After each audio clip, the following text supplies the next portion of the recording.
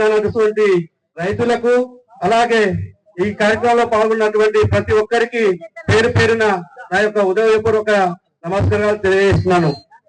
ఏదైతే మార్పు మార్పు మార్పు పేరుతో కాంగ్రెస్ గద్దెకెక్కిన తర్వాత రేవంత్ రెడ్డి 6 గ్యారంటీల పేరుతోటి 420 హామీలు ఇచ్చిన ఓటుకు నోటుకు దొంగ ఒక 420 ఇలా ముఖ్యమంత్రి అయిన తర్వాత ఒక్క హామీని కూడా సక్రమంగా అమలు పరచకుండా ఫ్రీ ప్రసాద్ పెట్టి మహిళలకి జుట్లకు ముడిసి కొట్టుకునే విధంగా ఈ రోజు బస్సులలో ఏ విధంగా ఉందో ప్రతి ఒక్కరూ చూస్తున్నాం.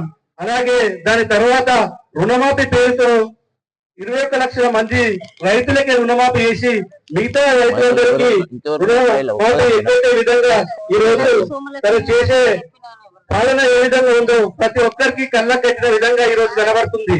40 లక్షల మంది రైతులుంటే ఓన్లీ 21 లక్షల మంది రైతులకే రుణమాఫీ చేసిండు. ఈ రోజు 2 సార్లు 6 నెలలకు ఒకసారి వేసిన రైతు భరోసాను ఎగ్గొట్టి దాన్నే రుణమాఫీ కింద అమలు పరిచి దాన్ని ఈ విధంగా డైవర్ట్ చేసి ఈ రోజు ఎలక్షన్ లో హామీలో 15,000 రైతు భరోసా ఇస్తున్న రేవంత్ రెడ్డి సంవత్సరం పాలనలోనే దాన్ని 12,000కు అధ్యక్షుడు.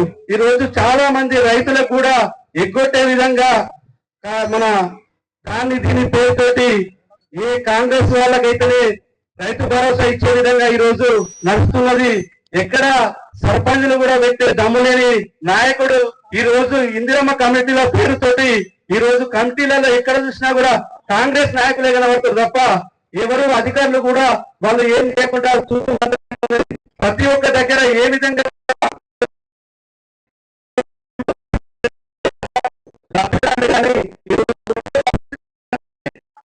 తన పాలన ఉన్నదో మన అందరికీ అర్థమవుతున్నది. ఓటుకు నోటుకు దొంగ 50 లక్షలు పట్టుకున్న దొంగ పాలన దొంగ లెక్కనే ఉంటది. ఈ రోజు మన కేసీఆర్ గారు రైతుల మనసైన నాయకుడు.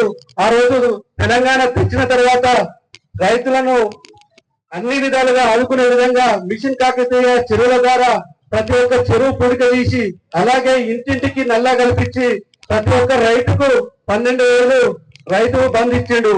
రైతు ఎవరైనా ఏ విధంగా చనిపోతే ఒక్కొక్క రైతుకి 5 లక్షల రూపాయల రైతు బీమా కల్పించిండు. అలాగే కళ్యాణ లక్ష్మి గాని షాదీ ముబారక్ గాని ప్రతి ఒక్క విషయంలో ఎక్కడ కూడా కాకుండా ఏ పార్టీ నాయకులను చూడకుండా ప్రతి ఒక్కరికి తెలంగాణ ప్రజలనే విధంగా చూసింది. కానీ ఈ రోజు కాంగ్రెస్ లాగా కాంగ్రెస్ వాళ్ళు బీఆర్ఎస్ వాళ్ళు ఇంకో పార్టీ నాయకులను చూడకుండా పనిచేసిన ప్రభుత్వం అంటే అది బీఆర్ఎస్ ప్రభుత్వం అని తెలియజేస్తున్నాను. ఇక్కడ ఒక నాయకుడు ఉన్నాడు, మొన్న గెలిచేదాకానేమో నేను అన్ని విధాలుగా పనిచేస్తా, నేను అక్కడ ఏమీ ఆలోచన లేదు, నేను పార్టీ మారన్నాడు. గెలిపించిన తర్వాత టిఆర్ఎస్ నాయకుల కార్యకర్తల చెంతొచ్చి గెలిపించిన తర్వాత 3 రోజులకే ఎంత గట్టిగా మాట్లాడితే అంత గట్టిగా మూటలు వస్తానే విధంగా ఆ రోజు అసెంబ్లీలో అక్కడక్కడ ప్రెస్ మీట్ లో మాట్లాడిండు.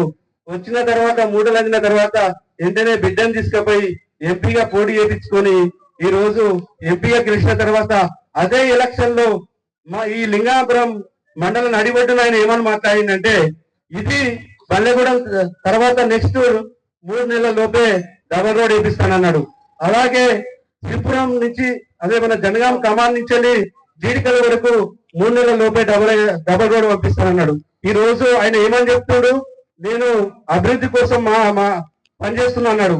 డిప్యూటీ సీఎం గా ఉన్నప్పుడు నువ్వు ఈ టిఆర్ఎస్ పార్టీలో ఉన్నప్పుడు నిన్న ఎవరన్నా అభివృద్ధి